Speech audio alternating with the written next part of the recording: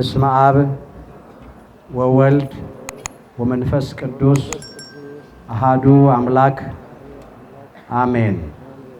ክርስቶስ ተንሥአ እሙታን አሰሮ ለሰይጣን ሰላም ኮነ። ክርስቶስ በታላቅ ኃይልና ስልጣን ከሙታን መካከል ተለይቶ ተነሳ። ሰይጣንንም አሰረው፣ አዳምንም ነፃ አወጣው። ሰላም ከእንግዲህ ወዲያ ደስታና ሰላም ሆነ። ክቡራን የአድባራትና የገዳማት አስተዳዳሪዎች፣ አባቶቼ ሊቃውንተ ቤተ ክርስቲያን በየማዕረጋችሁ፣ አባቶቼ ካህናት፣ በአገልግሎት የምትመስሉኝ ወንድሞቼ መምህራን ወንጌል፣ ወንድሞች ዲያቆናት፣ የእግዚአብሔር ልጆች፣ የድንግል ማርያም ወዳጆች እንደምን ዋላችሁ? በቸርነቱ ሳይገባን የኃጢአታችንን ብዛት የሰውነታችንን ክፋት ተመልክቶ ሳያጠፋን እድሜ ለንስሐ ሰጥቶ ቃሉን እንድንሰማ ስሙን እንድንጠራ የፈቀደልን የአባቶቻችን የቅዱሳን አምላክ የሰራዊት ጌታ እግዚአብሔር ስለማይነገረው ስጦታው ክብርና ምስጋና ይግባው። የእናታችን የእመቤታችን የቅድስተ ቅዱሳን የድንግል ማርያም የወላዲተ አምላክ ረድኤትና በረከት ለዘላለሙ በሁላችን ላይ አድሮ ይኖር። በቅድሚያ እግዚአብሔር አምላካችን ሁላችንን በቸርነቱ ጠብቆ እንኳን ለብርሃነ ትንሣኤውና እንዲሁም ደግሞ ለእናታችን ለእመቤታችን ለቅድስተ ቅዱሳን ለድንግል ማርያም ለወላዲተ አምላክ ዓመታዊ የልደት መታሰቢያ ክብረ በዓል በሰላምና በጤና አደረሰን አደረሳችሁ። እግዚአብሔር አምላካችን ምስጋናችንን ይቀበልልን። የምስጢር ባለቤት እግዚአብሔር አምላካችን ለሁላችንም ምስጢሩን ገልጦ ያስተምረን። ናሁ ኢሚዜሰ ያስተበጹኒ ኩሎ ትውልድ፣ እነሆ ከዛሬ ጀምሮ ትውልድ ሁሉ ያመሰግኑኛል። የሉቃስ ወንጌል ምዕራፍ 1 ቁጥር 48። ለዛሬ አምላካችን እግዚአብሔር እንደረዳን መጠን በሚኖረን ጊዜ የምንማርበት የትምህርታችን ርዕስ ይህ ይሆናል። ዛሬ በዚህ ርዕስ ለመማር የመረጥንበት የመጀመሪያው ምክንያታችን በቤተ ክርስቲያናችን ታሪክ መሰረት በየዓመቱ ግንቦት 1 ቀን ከምናከብራቸው ዓመታዊ ክብረ በዓላት መካከል አንዱ የሆነውንና የቅድስተ ቅዱሳን የድንግል ማርያም የወላዲተ አምላክን የልደት መታሰቢያ ክብረ በዓል እያከበርን ነው ያለነው። ስለዚህ ከዚህ የተነሳ ይሄንን ርዕስ መርጠናል። የመጀመሪያው ምክንያቴ ነው። ሁለተኛው ያው ሁላችን እንደተከታተልነው በዕለቱ በቅዳሴው ክፍለ ጊዜ የተነበበው የቅዱስ ወንጌል ክፍል ስለሆነ ነው። ናሁ ኢሚዜሰ ያስተበጹኒ ኩሎ ትውልድ፣ እነሆ ከዛሬ ጀምሮ ትውልድ ሁሉ ብፅዕት ይሉኛል፣ ትውልድ ሁሉ ያመሰግኑኛል። የሉቃስ ወንጌል ምዕራፍ 1 ቁጥር 48። በዚህ ስፍራ ይህንን ቃል የተናገረችው ቅድስተ ቅዱሳን ንጽሕተ ንጹሐን ብፅዕተ ብፁዓን ድንግል ማርያም ወላዲተ አምላክ ናት። የጻፈው ወንጌላዊው ቅዱስ ሉቃስ ነው። ለትምህርታችን ይሆነን ዘንድ ጥቂት ነገር አነሳለሁ። አበው ነገር ከስሩ ውሃ ከጥሩ ይላሉና ቅድስተ ቅዱሳን ድንግል ማርያም ወላዲተ አምላክ ይህንን ቃል የተናገረችው በመጀመሪያ በሊቀ መላእክት በቅዱስ ገብርኤል ከተመሰገነች በኋላ ነው። ሁለተኛ በቅድስት ኤልሳቤጥ ከተመሰገነች በኋላ ነው። ሶስተኛም በቅድስት ኤልሳቤጥ ማህፀን ያደረው የ6 ወር ጽንስ መጥምቀ መለኮት ቅዱስ ዮሐንስ የቅድስተ ቅዱሳን የድንግል ማርያም የወላዲተ አምላክን የሰላምታዋን ድምፅ ሰምቶ በደስታ ስለዘለለ ነው። ጥቂት ነገር እናንሳ። ሊቀ መላእክት ቅዱስ ገብርኤል ከእግዚአብሔር ተልኮ ቅድስተ ቅዱሳን ድንግል ማርያምን አመሰገናት፣ አወደሳት። እንደዚህ እያለ ተፈሥሒ ፍሥሕት ኦ ምልዕተ ጸጋ እግዚአብሔር ምስሌኪ ወብሩክት አንቲ እምአንስት አላት። ደስ የተሰኘሽ ደስተኛይቱ ሆይ ደስ ይበልሽ አላት። ክብርና ውዳሴ ለቅድስተ ቅዱሳን ለድንግል ማርያም ለወላዲተ አምላክ ይሁን። በቅዱሳን ነቢያት ትንቢት በቅዱሳን መላእክት ተልኮ ደስ ያለሽ ደስተኛይቱ ሆይ ደስ ይበልሽ ምልዕተ ክብር ምልዕተ ጸጋ ናትና እግዚአብሔር ምስሌኪ እግዚአብሔር ካንቺ ጋራ ነው አላት። ከቅድስት ሥላሴ አንዱ አካላዊ ቃል እግዚአብሔር ወልድ ከሥጋሽ ሥጋ ከነፍስሽ ነፍስ ነስቶ ባንቺ ባህሪ አንድ አካል አንድ ባህሪ ሆኖ ከሁለት አካል አንድ አካል ከሁለት ባህሪ አንድ ባህሪ ሆኖ ይወለድ ዘንድ አለውና አላት። እግዚአብሔር ምስሌኪ ማለት ይሄ ነው። ለምን? ቃል ሥጋ ሊሆን አምላክ ሰው ሊሆን ፈቃዱ ነውና። ወቡሩክት አንቲ እምአንስት አላት።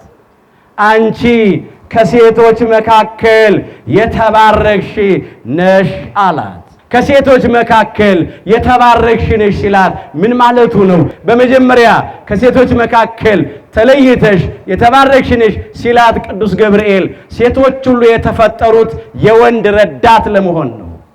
እግዚአብሔር አምላክም አለ ሰው ብቻውን ይሆን ዘንድ መልካም አይደለምና የሚመቸውን ረዳት እንፍጠርለት አለ በኦሪት ዘፍጥረት ምዕራፍ 2 ቁጥር 18 ላይ።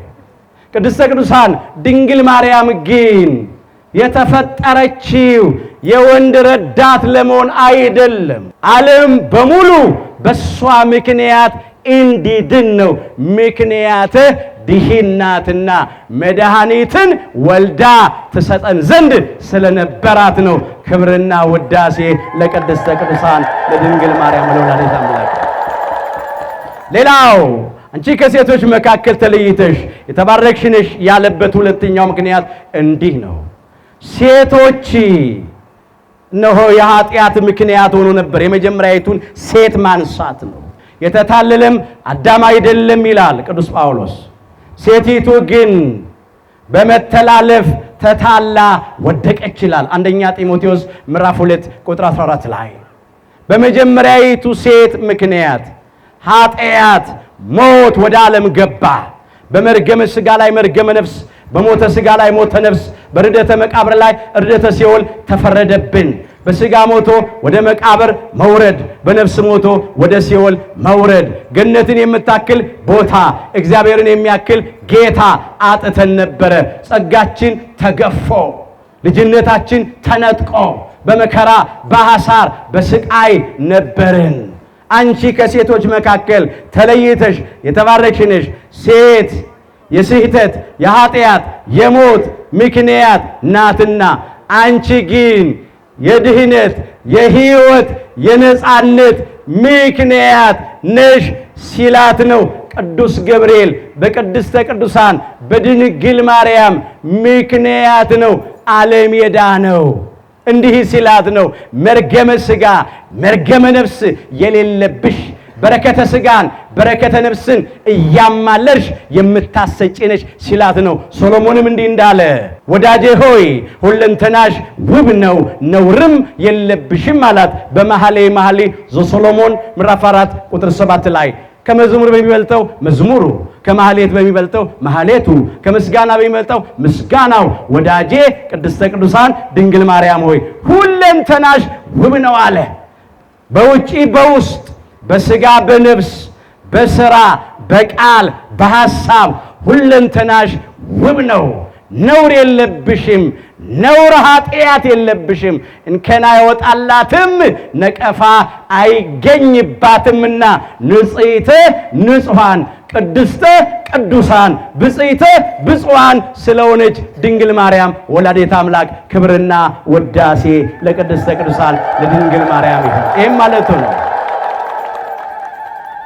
በእንተ ሔዋን ተአጽወ ኆኅተ ገነት ወበእንተ ማርያም ድንግል ተርኅወ ለነ ዳግመ አለ አባታችን ቅዱስ ኤፍሬም በሐሙስ ውዳሴ ማርያም።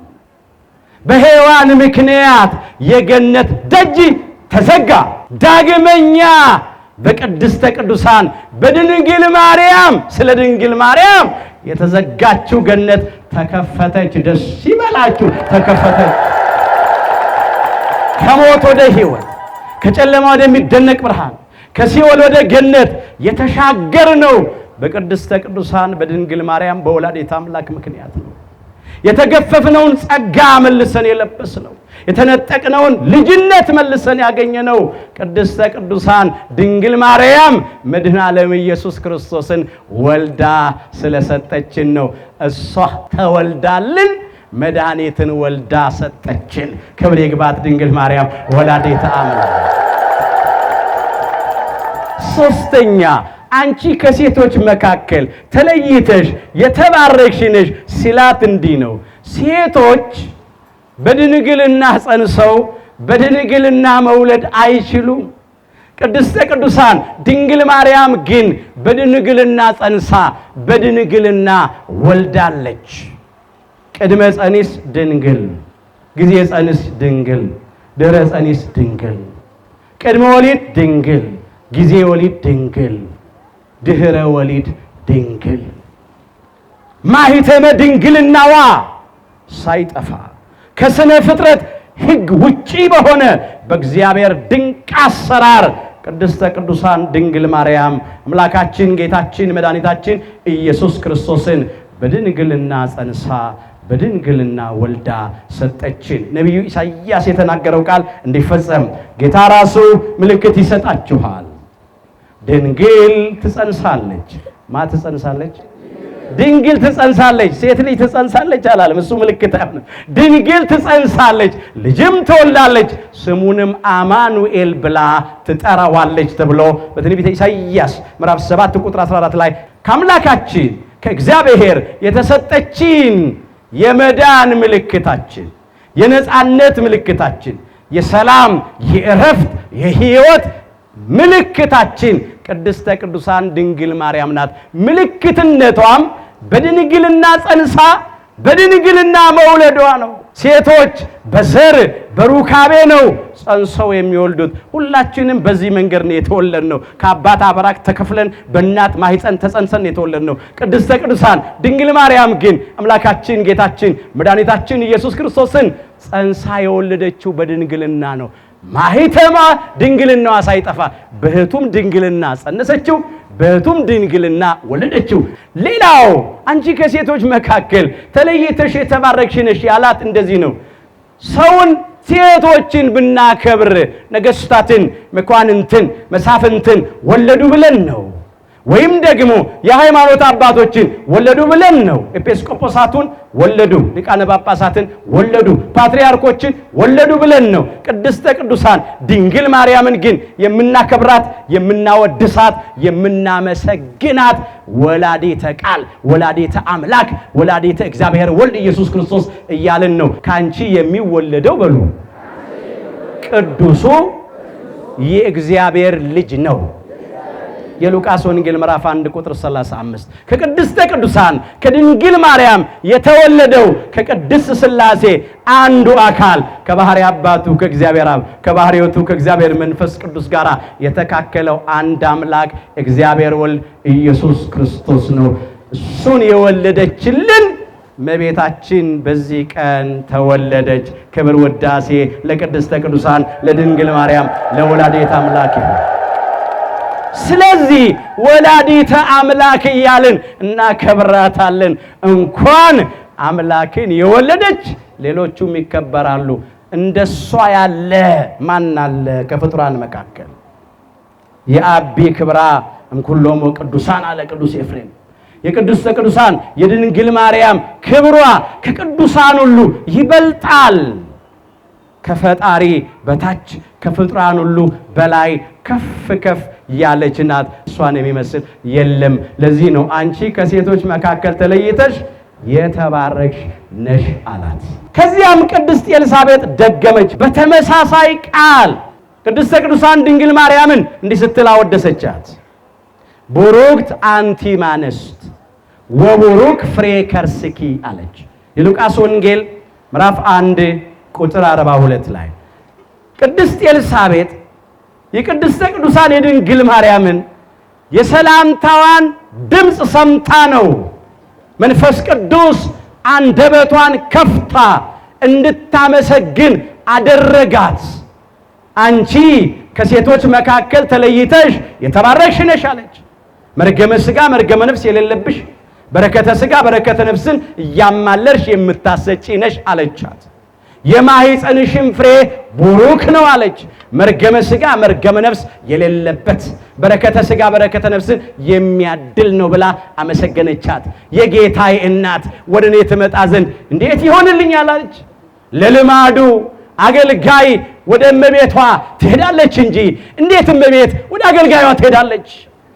የጌታዬ የአምላኬ እናት ወደ እኔ ወደ ባሪያዋ ወደ አገልጋይዋ እንዴት ትመጣለች? አይገባኝም አለች። አሁን በዚያ ጊዜ ወገኖቼ ቅድስት ኤልሳቤጥ የ99 ዓመት ባልቴት ናት። ቅድስተ ቅዱሳን ድንግል ማርያም ወላዲተ አምላክ የ15 ዓመት ብላቴና ናት። በእድሜ ቢሆን ኖሮ ቅድስት ኤልሳቤጥ ለእመቤታችን እናት አይደለም አያት ትሆናለች።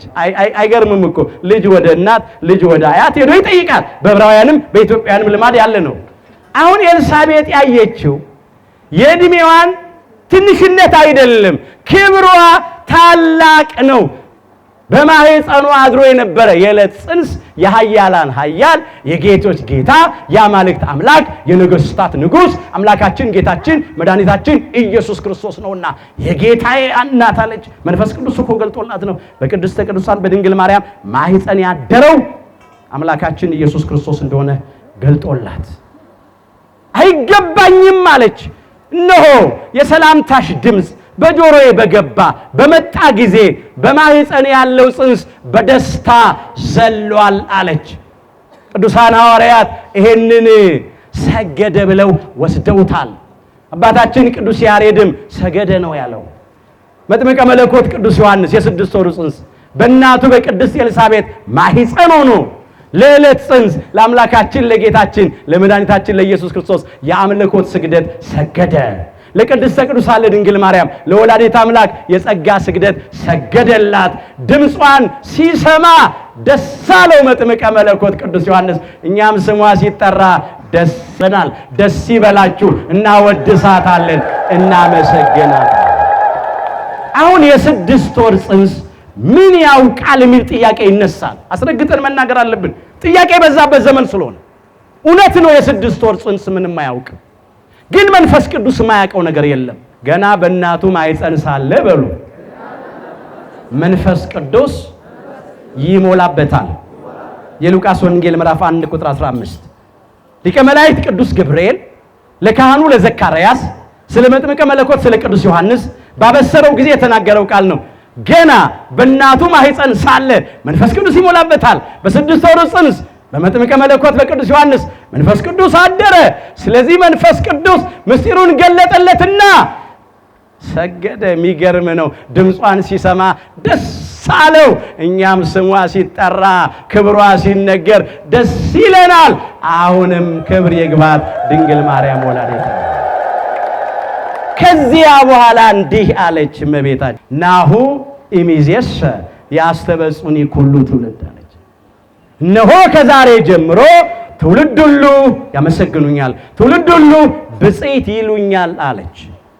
በአንድ በመልአኩ በቅዱስ ገብርኤል ብቻ ተመስግኜ አልቀርም ስትል ነው። ቅዱስ ገብርኤል እልፍ አእላፋት ወትልፊት አእላፋት ቅዱሳን መላእክትን ወክሎ ከእግዚአብሔር ተልኮ ቅድስተ ቅዱሳን ድንግል ማርያምን አመሰገናት፣ አወደሳት። ቅድስት ኤልሳቤጥ ቅዱሳንንና ቅዱሳትን ወኪላ ቅድስተ ቅዱሳን ድንግል ማርያምን አወደሰቻት፣ አመሰገነቻት። መንፈስ ቅዱስ ያደረበት ሁልጊዜ እንዲህ ያመሰግናልና ከዛሬ ጀምሮ ትውልድ ሁሉ ብፅዕት ይሉኛል ያመሰግኑኛል ያለችው እመቤታችን ለዚህ ነው። ከሰማይ ከሰማያውያን ከብርሃናውያን ከእሳታውያን ከቅዱሳን መላእክት መካከል ከቅዱስ ገብርኤል ነው ምስጋናዋን የተማርነው፣ ጸሎቱን የተማርነው። አባታችን ሆይ ካልን በኋላ እመቤታችን ቅድስት ድንግል ማርያም ሆይ በመልአኩ በቅዱስ ገብርኤል ሰላምታ ሰላም እንልሻለን ነው የምንላት። ሉቃስ 1 ቁጥር 28 ላይ የጸሎት ተጽፏል። ወንጌል ነው። በወንጌል አትፈሩ። ያልገባቸው ሰዎች ብዙ ይናገራሉ። ከእግዚአብሔር የተላከ እንደ ቅዱስ ገብርኤል ያለ እመቤታችንን ያመሰግናታል። ከእግዚአብሔር ያልተላከ ግን አያመሰግናትም፣ አያወድሳትም። ከፍሬያቸው ታውቋቸዋላችሁ። ቅድስት ኤልሳቤጥ መንፈስ ቅዱስ ስላደረባት አወደሰቻት፣ አመሰገነቻት። ዛሬም መንፈስ ቅዱስ ያደረባቸው በመንፈስ ቅዱስ የሚመሩ የሚቃኙ እመቤታችን ያወድሳሉ፣ ያመሰግናሉ። አፋቸውን በስድብ አያላቅቁም። እኛም ከቅዱስ ገብርኤል ተምረን ከቅድስት ኤልሳቤጥ ተምረን እመቤታችንን እናመሰግናታለን፣ እንዳወድሳታለን። እንደ አባታችን እንደ አባ ሕርያቆስ በቅዳሴ ማርያም፣ እንደ አባታችን እንደ ቅዱስ ኤፍሬም በውዳሴ ማርያም፣ እንደ አባ ጊዮርጊስ ዘጋስጫ በሳይታት፣ እንደ አባ ጽጌ ድንግል በማህሌት፣ እንደ ኢትዮጵያዊ እንደ ቅዱስ ያሬድ እንደ ፈልፈለ ማህሌት፣ እንደ እንዚራ ለቤተ ክርስቲያን፣ እንደ ጡመ ልሳን በዝማሬ በምንችለው ቋንቋ ሁሉ ብፅዕተ ብፁዓን ንጽሕተ ንጹሐን ቅድስተ ቅዱሳን ድንግል ማርያም ወላዲተ አምላክን እናመሰግናታለን፣ እናወድሳታለን። በአምላክ ልቡና ታስባ ትኖር የነበረች ሁለተኛ ሰማይ የተባለች በነቢያት አንደበት በብዙ ምሳሌ እየተመሰለች ትንቢት የተነገረላት ሱባኤ የተቆጠረላት አምላካችን ጌታችን መድኃኒታችን ኢየሱስ ክርስቶስን በድንግልና ጸንሳ በድንግልና ወልዳ የሰጠች አዝላ የተሰደደች በማስተማሩ ራት ያልተለየች በመስቀሉ ስር በሐዋርያውና በወንጌላዊው በቅዱስ ዮሐንስ ወልደ ነጎድጓድ በኩል ከአምላካችን የተሰጠችን የጸጋ ስጦታችን ሽልማታችን አክሊላችን ክብራችን ሞገሳችን ናት ቅድስተ ቅዱሳን ድንግል ማርያም ወላዲተ አምላክ። ክብር ይግባት ድንግል ማርያም ወላዲተ አምላክ። አቁራሪተ መዓት መዓትን የምታርቅ ምራገ ጸሎት ጸሎትን የምታሳርቅ ሰዓሊተ ምሕረት ከልጇ ከወዳጇ ምሕረት የምታሰጥ አፍጣኔተ ረድኤት ፈጥና የምትረዳን ፈጥና የምትደርስልን መዝገቡ ለቃል መዝገበ በረከት ማሂደረ መለኮት ቤዛዊት ዓለም የፍቅር እናት የሰላም እናት የትንሣኤ እናት የሕይወት እናት ቅድስተ ቅዱሳን ድንግል ማርያም ወላዲተ አምላክ እናት አለን። ምንም አንሆንም ወገኖቼ። እናት ያለው ልጅ ምን ይሆናል? ያውም እመቤታችንን የያዘ ምን ይሆናል? የእናት ልመና ፊት አያስመልስ አንገት አያስቀልስ ነው። ሲሆን በውድ ነው፣ ሳይሆን በግድ ነው። እሷን ይዘን የምናጣው ነገር የለም። ከአንስተ ዓለም ቅድስተ ቅዱሳን ድንግል ማርያምን መርጦ ለይቶ አክብሮ የሰጠን አምላካችን እግዚአብሔር ክብር ምስጋና ይግባው። ኦ ማርያም በእንተዝ ናፈቀረኪ ወናበየኪ ስመ ወለድኪ ለነ መብልዐ ጽድቅ ዘበአማን ወስቴ ሕይወት ዘበአማን አለ አባታችን ሕርያቆስ። እንዲህ አለ፣ ማርያም ሆይ ስለዚህም እንወድሻለን ከፍ ከፍም እናደርግሻለን። እውነተኛውን የጽድቅ መብልንና እውነተኛውን የሕይወት መጠጥ ወልደሽልናልና ነው ያለው። ኢያቄም ወሐና ወለዱ ሰማይ ወሰማዩ ምኒ አስረቀት ፀሐይ አለሊቁ። ኢያቄምና ሐና ሰማይን ወለዱ። የኢያቄምና የሐና ሰማያቸው ደግሞ ፀሐይን አወጣች። በሰማይ የተመሰለች ቅድስተ ቅዱሳን ድንግል ማርያም ናት። ለምን? ሰማይ በሉ ዙፋኔ ነው፣ ምድርም የእግሬ መረገጫ ናት። ትንቢተ ኢሳይያስ ምዕራፍ 66 ቁጥር 1 ሰማይ ዙፋኔ ነው ያለ አምላካችን የቅድስተ ቅዱሳን የድንግል ማርያምን ማህፀን ዙፋን አድርጎ 9 ወር ከ5 ቀን ነግሶበታል። ስለዚህ በሰማይ ትመሰላለች። እንደውም ይሄ ምሳሌ ምሳሌ ዘያጽጽ ነው፣ ጎዶሎ ነው። ክብሯ ከሰማይም ይበልጣል። ለምን ቢሉ በሰማይ ላይ የምናየው ፀሐይን ነው። ጨለማ የሚያሸንፈውን፣ ጠፈር ደፈር የሚከለክለውን፣ ደመና የሚጋርደውን ፀሐይ ነው የምናየው። ከቅድስተ ቅዱሳን ከድንግል ማርያም ተወልዶ የተገለጠው ፀሐይ ጽድቅ ኢየሱስ ክርስቶስ ግን የኃጢአት ጨለማ፣ የሞት ጨለማ፣ የመቃብር ጨለማ፣ የሲኦል ጨለማ፣ የዚህ የጨለማው ዓለም ገዢ ሰይጣን ዲያብሎስ ያላሸነፈው የማያሸንፈው የሕይወት፣ የጽድቅ፣ የትንሣኤ፣ የነጻነት ብርሃን ነው። ከብርሃን የተገኘ ብርሃን፣ አንቀጸ ብርሃን፣ የብርሃን መውጫ ወይም በር ከምትባለው ከአማናዊቷ ምስራቅ ከቅድስተ ቅዱሳን ከድንግል ማርያም ተወልዶ የተገለጠው ፀሐይ ጽድቅ አምላካችን ኢየሱስ ክርስቶስ ነው። ክብር ይግባት ድንግል ማርያም ወላዲተ አምላክ። በሰማይ ላይ ፀሐይን እናያለን። ፀሐይ ጽድቅ ኢየሱስ ክርስቶስን ያየንባት ሰማያችን ቅድስተ ቅዱሳን ድንግል ማርያም ናት። እንግዲህ ያውም አለ መለኮት እኮ ስጋና ደም የለውም፣ አይጨበጥ፣ አይዳሰስ፣ አይታይ፣ ረቂቅ እኮ ነው። ከሷ ከስጋዋ ስጋ ከነፍሷ ነፍስ ነስቶ በጠባብ ደረት በአጭር ቁመት ተወስኖ በስጋ ማርያም ተገለጠ፣ በዚህ ምድር ተመላለሰ። ስለዚህም ፀሐይ ጽድቅ ኢየሱስ ክርስቶስን ያየንባት ሰማያችንን ኢያቄምና ሐና ወልደው ሰጡን። እሷ ደግሞ ፀሐያችን ክርስቶስን ወለደችልን። ክብር ይግባት ድንግል ማርያም ወላዲተ አምላክ። እግዚአብሔር በሉ ዘር ባያስቀርልን ኖሮ እንደ ሰዶም በሆን ገሞራንም በመሰልን ነበረ። ትንቢተ ኢሳይያስ ምዕራፍ 1 ቁጥር 9። ለጊዜው ይሄ ቃል ለእስራኤል ዘሥጋ ተነግረዋል። በእስራኤላውያን ኃጢአት ምክንያት እግዚአብሔር እስራኤላውያንን ቀጣ። ብዙዎች በከለዳውያን ሰይፍ አለቁ። ከሰይፍ የተረፉት በረሃብ እንደ ቅጠል ረገፉ። ከረሃብ የተረፉት በበሽታ ተቀሰፉ። ዘር ፈጽሞ እንዳይጠፋ እግዚአብሔር ስለተጠሩበት ስለ ቅዱሱ ስሙ ብሎ ለጥቂቶቹ ራራ። ስለ ወዳጆቹ ስለነ አብርሃም፣ ስለነ ይስሐቅ፣ ስለነ ያዕቆብ ብሎ ራራላቸው። ጥቂቶች ተማርከው ባቢሎን ወረዱ። ይህንን ሲያይ ነቢዩ ኢሳይያስ ይህን ተናገረ።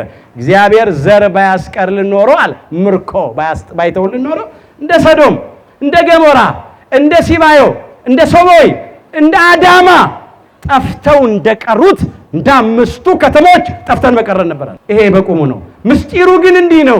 እግዚአብሔር ዘር ባያስቀርልን ኖሮ ዘር ቅድስተ ቅዱሳን ንጽሕተ ንጹሐን ብጽዕተ ብፁዓን ድንግል ማርያምን ባያስቀርልን ኖሮ መርገመ ሥጋ መርገመ ነፍስ የሌለባት በረከተ ሥጋ በረከተ ነፍስን እያማለደች የምታሰጠውን እሷን ባያስቀርልን ኖሮ እኛም በመርገመ ሥጋ በመርገመ ነፍስ በሞተ ሥጋ በሞተ ነፍስ በርደተ መቃብር በርደተ ሲኦል በሞተ ሥጋ ላይ ሞተ ነፍስ ነበር። በሥጋ ሞቶ ወደ መቃብር መውረድ፣ በነፍስ ሞቶ ወደ ሲኦል መውረድ። በዚህ ጠፍተን በቀረን ነበረ።